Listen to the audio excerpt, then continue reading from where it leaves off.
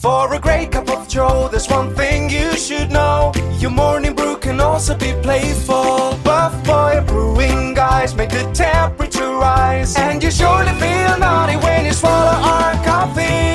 If you want some real heat, give your mouth a fine treat. You will want some more, rest assured. Buff Boy Brewing, you can't get enough of.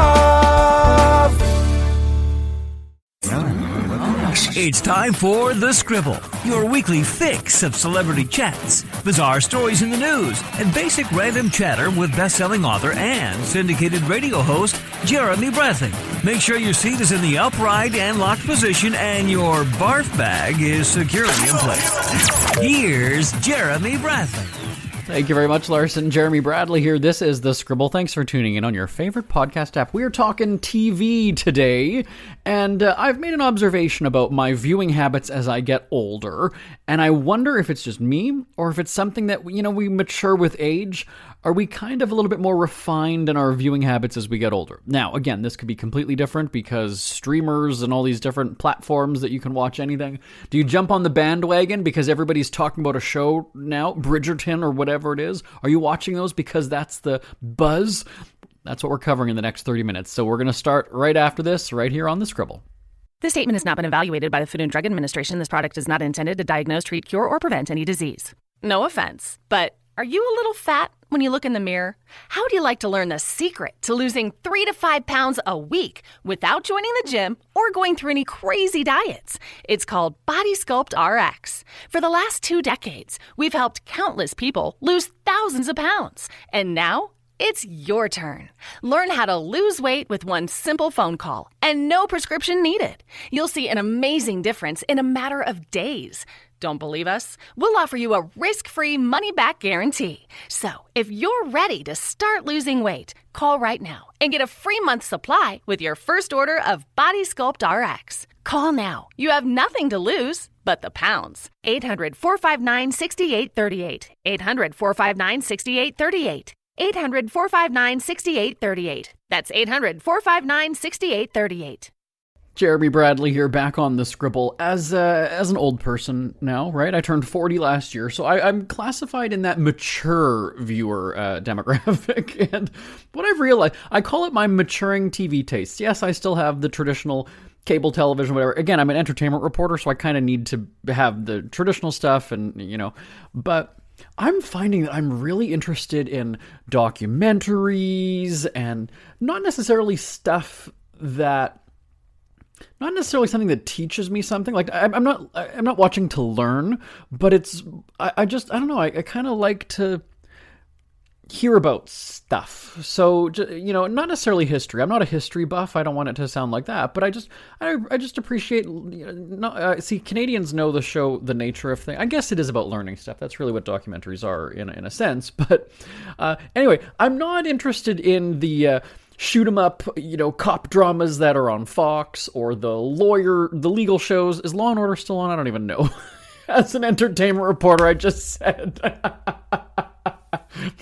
Anyway, my point is my maturing TV taste. I'm not interested in watching, TV shows with like sex scenes or gratuitous violence or, that kind of sensationalized stuff. I don't know. I just kind of like the mellow stuff. And I'm not interested in all of the hype. So, the streaming services, you've got, I guess, Bridgerton is one of those shows and all these different things that everybody is buzzing about and talking about. I have no interest. Like, I don't jump on the bandwagon like that. Like, I've got no interest in watching those shows just because everybody else is.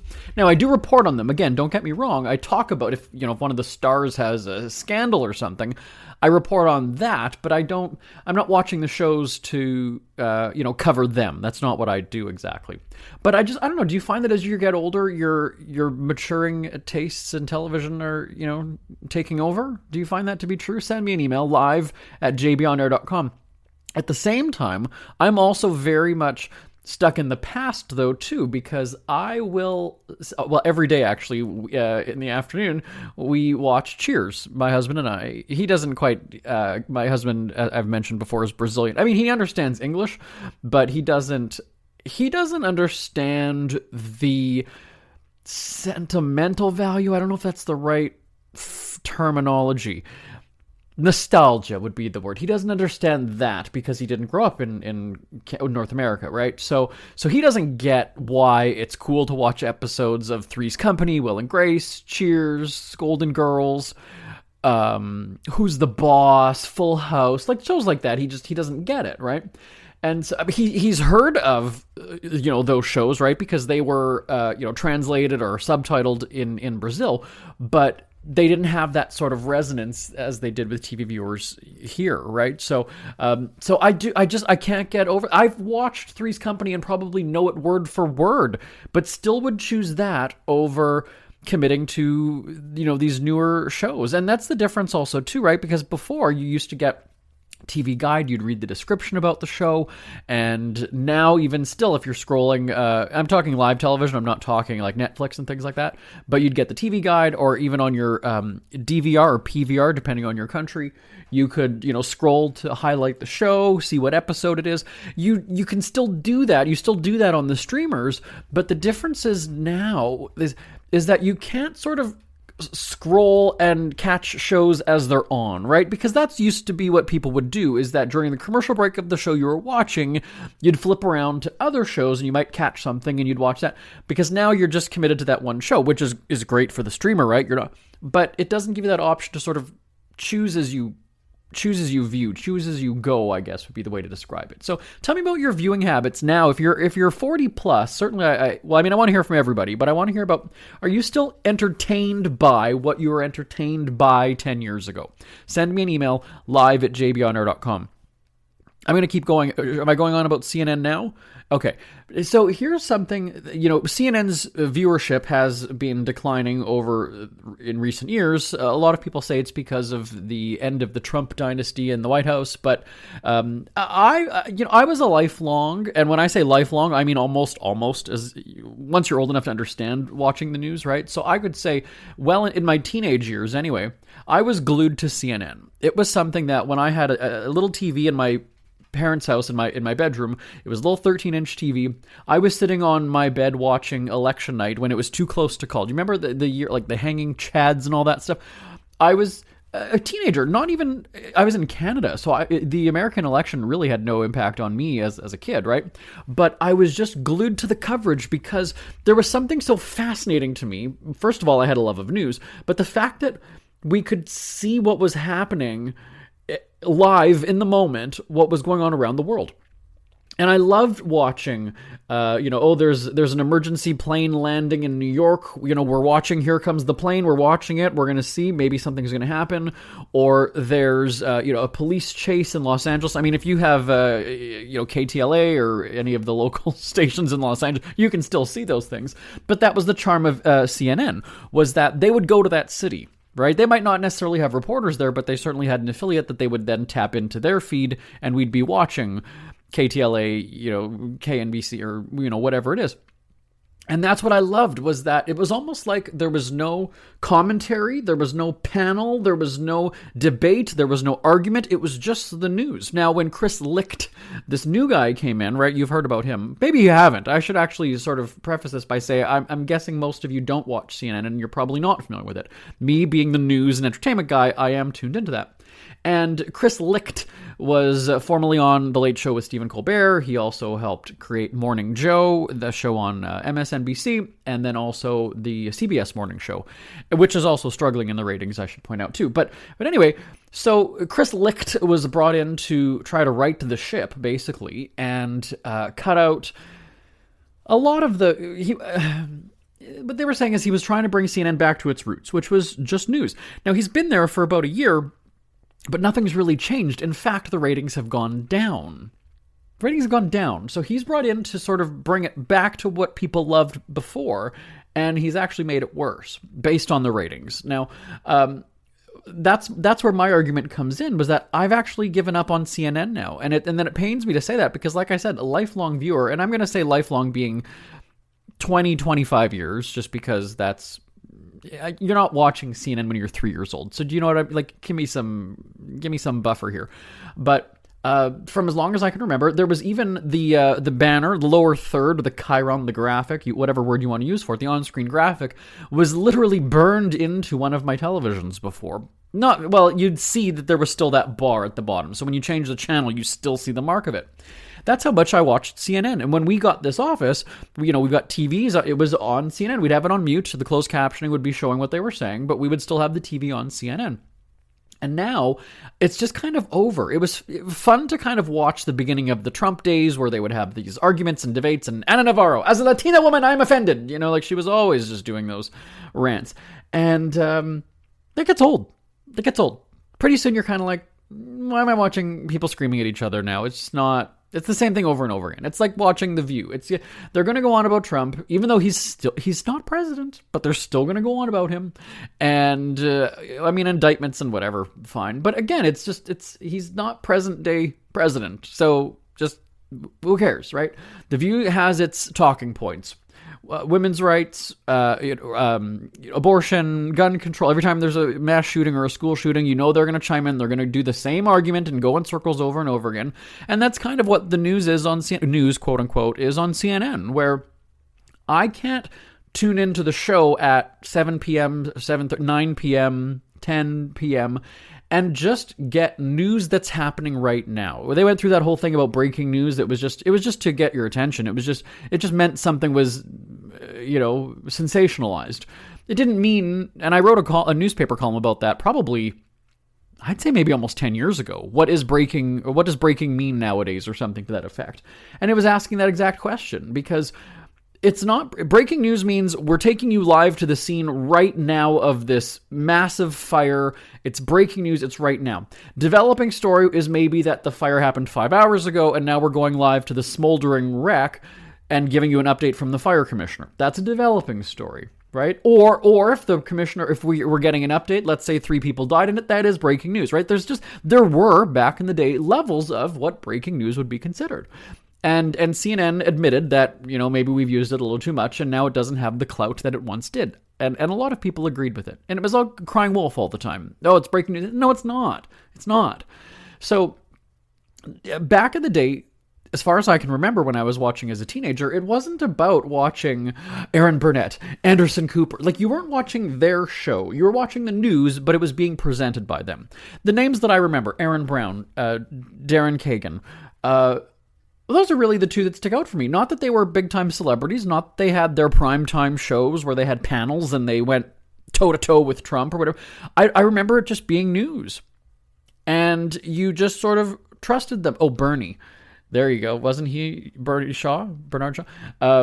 But, you tuned in and they were there and you felt comfortable, and they're taking you now to Texas, they're taking you now to Florida, they're taking you now to California, they're taking you now maybe somewhere around the world. But I just remember it being a lot of, this is what's happening right now in our country, and we're going there live. And they don't do that anymore. I mean, they do it to a point, right? They'll do it with mass shootings. They'll do it with a school incident. A police problem, right? Police shooting or beating or whatever it might be. But it's just not the same, because as we're watching that, now we've got the panel being assembled on the sidelines, and 10 minutes after, so we're watching the split screen now, right? We've got the crime scene or whatever it is. I'm really waving my arms and motioning as I'm telling the story. You can't see me. We've got the split screen where we're seeing the crime scene, the police tape, the police cars, the helicopter above or something.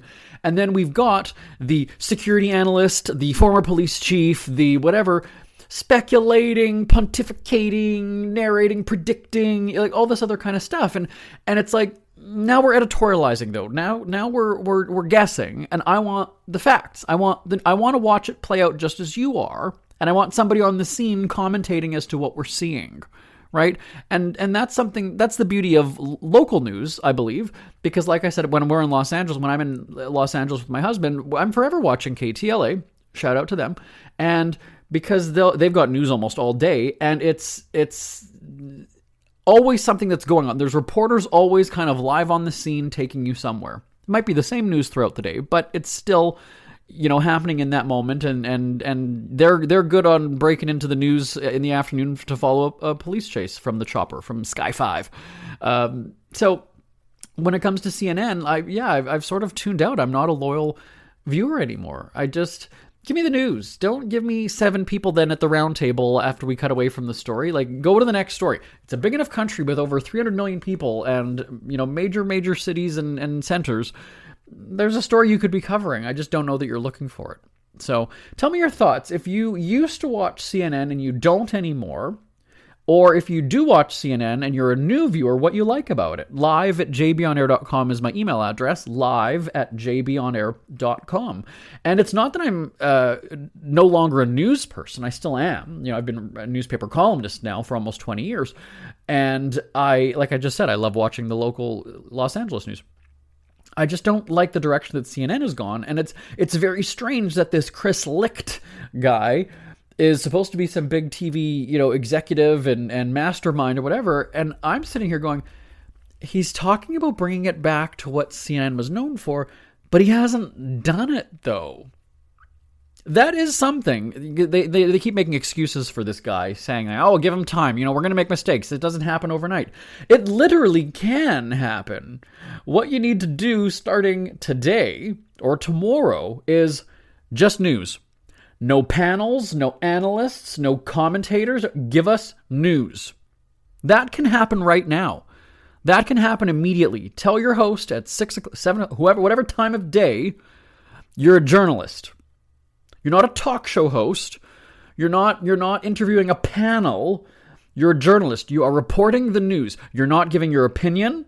You're not asking anybody for their opinion. You're giving us news.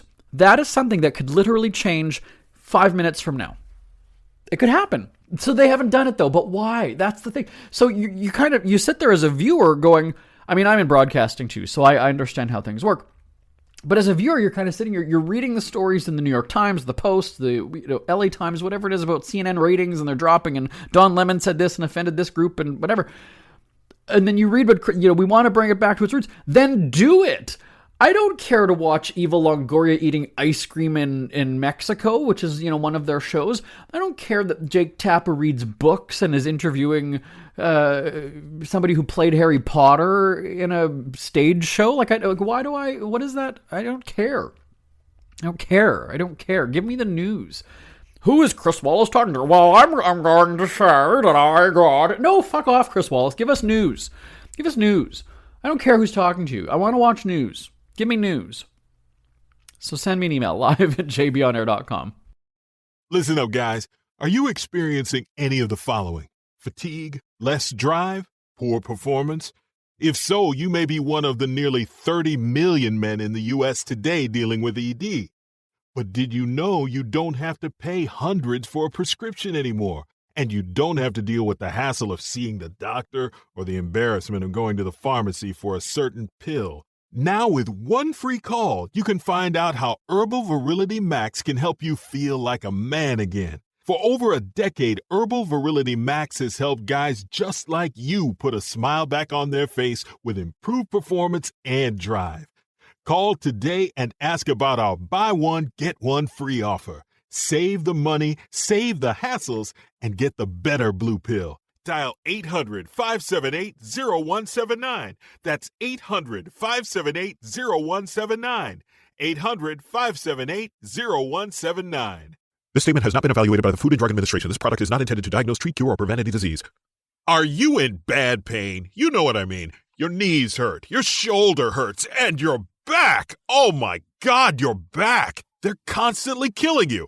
And I'm sure you've tried every pain pill or cream available at the drugstore, am I right? Well, here is something you haven't tried. Pain Absolve.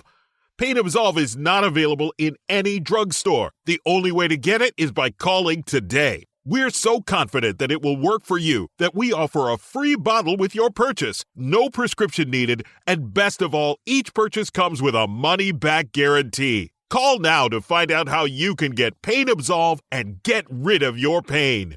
Call 800-319-0582. That's 800-319-0582. 800-319-0582. Call today. 800-319-0582. Isn't it crazy that you wait for payday, but before you know it, you're strapped for cash again? It's time to stop blowing your money and become a smart spender with the book, The Official Guide to Being an American Cheapskate at cheapskatebook.com. Learn simple ways to cut costs at home every day and during special times of the year. Don't go broke at Christmas. Don't remortgage the house for a fancy vacation. The book is filled with tips to save you money throughout the year. Check out the best-selling book, The Official Guide to Being an American Cheapskate at cheapskatebook.com or on Amazon and iTunes. Jeremy Bradley here, back on the Scribble. Since we're on the TV theme today, we're going to keep going with that. And one of the shows that I find, I don't really even want to call it, remember we used that term guilty pleasure back in the day, and then we sort of turned it into binge watch or whatever. I mean, I guess those aren't necessarily the same thing, but one of the shows that I find fascinating is Catfish. And there's a part, and Neve Schulman has been on the radio with me, several times before. I think most recently, was he on last year? Yeah, it might have been last year.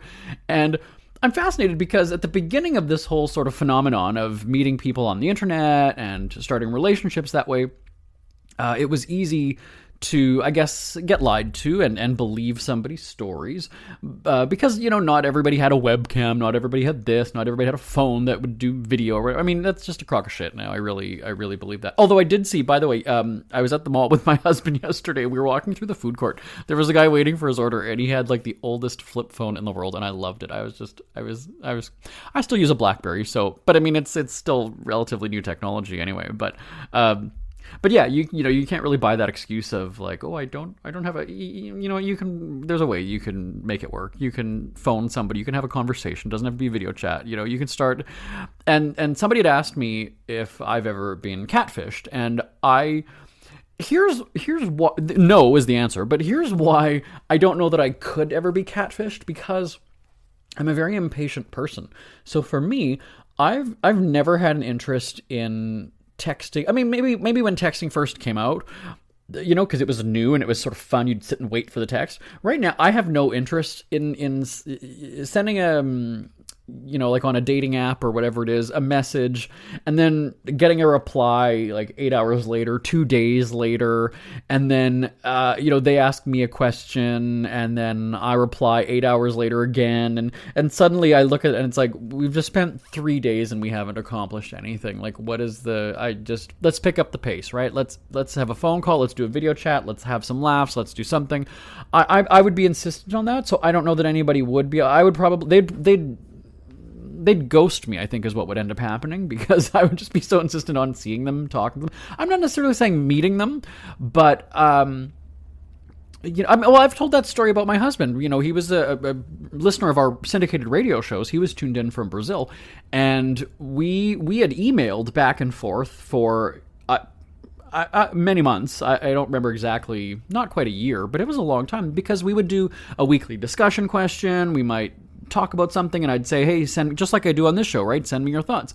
And so I was getting emails all the time, but that was happy. We had 300,000 listeners, and you start to see some of the same name over and over again, and you kind of, remember. I mean, I remember this person, Kathleen from New Orleans or somewhere, and she was hit by Hurricane Katrina, and her emails were always about Hurricane Katrina, and I just remember her as Kathleen Katrina, I'd started to call her, and so that happened quite a bit. But anyway, so all of a sudden, after many months and longer emails and more frequent emails, I get a friend request on Facebook, and I recognize the name, and I look at the page, and I was like, no shit, that is not the guy. This is like a tanned, tattooed, ripped dude from Brazil. Come on now, And so I was skeptical, I was hesitant. We had a couple messages back and forth on there, because then I was kind of like, oh, I think your name's familiar. Are you radio? And so then I was like, okay, so it's the same name, right? Same person doing it. And I remember saying almost instantly to video chat with me. Almost immediately. Almost instantly. Because again, I ain't got time for that. I mean, I was single at the time, but still, I made it very clear that I had no interest in spending 6 months of just randomly, let's have a conversation. Let's talk. Let's see each other, or let's do a audio call. And sure as shit, he agreed to do it. And all of a sudden, up on the screen pops this guy, and I was like, oh my god, it's actually the guy. So back to the whole catfish thing. I don't know that I would. And again, it's not because I'm a journalist and I know what to ask or that I've watched Catfish and I know how to spot it now. You just kind of look at it and go, this person's avoiding me. And so why would I devote so much time and attention, potentially love, on this person that isn't making the same effort? I realize that cell phones are super expensive and whatever, but I mean, you can borrow a friend's phone, or you can just, there's a way to get around. You can go to the public library and use a webcam there. You can, if it really means that much to you, you would do it. And so what I was watching over the weekend, we had some shitty weather here, and I was just like, hey, you know what? There's a bunch of Catfish episodes on a rerun or on a loop that we had. So I tuned in, and I'm just sitting there fascinated, because there's a part of me, and this is where the asshole, I guess, is going to come out in me, but there's a part of me that wants to go and say, like, you're stupid. Like, why are you letting this person mess around with your feelings and emotions? And that's where on the show they always go and say, love makes people do crazy things, blah, blah. But I don't know. I think that people are just so desperate for attention, and are so clingy and so willing to just think that somebody likes me and pays attention to me, no different than people in The Bachelor, that we've lost that kind of deep... Well, depth, I guess, is probably the word. I was going to say deep connection, but depth to it. And I think why it works with my husband and me is that it wasn't based solely on the physical at the beginning, because I didn't know who this person was. It was just words on a screen. I mean, and it certainly wasn't anything romantic or flirty. It was just, we kind of had longer messages as time went on. But, and even then, when we were doing video chats every night, literally every night, for, again, that was longer. So that was probably about a year and a half. He was usually shirtless just because it was always so hot in Brazil, but never were we flashing dicks and doing stuff like that. It just was never like that. So it couldn't be based on the physical. Yes, he's an attractive guy. Yes, I'm dashing myself, but it can't be based on physical, because you're not even in the same country. We're not even on the same continent. And so that's different than people who, let's say, meet up on a dating app in their own city. They have the first night they get together, they hop into bed and it's all physical and it's, oh my God, it's lust and whatever.